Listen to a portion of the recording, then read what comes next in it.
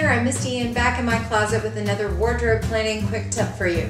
My quick tip for you in this video is keeping with my theme this week of ski trip packing.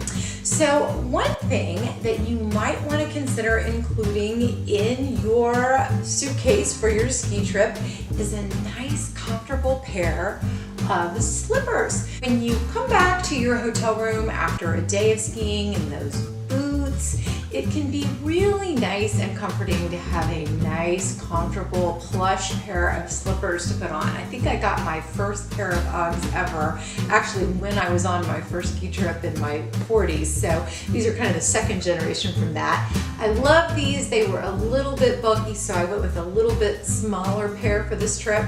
But I have a friend who swears by taking her Uggs on every trip and is always glad she does.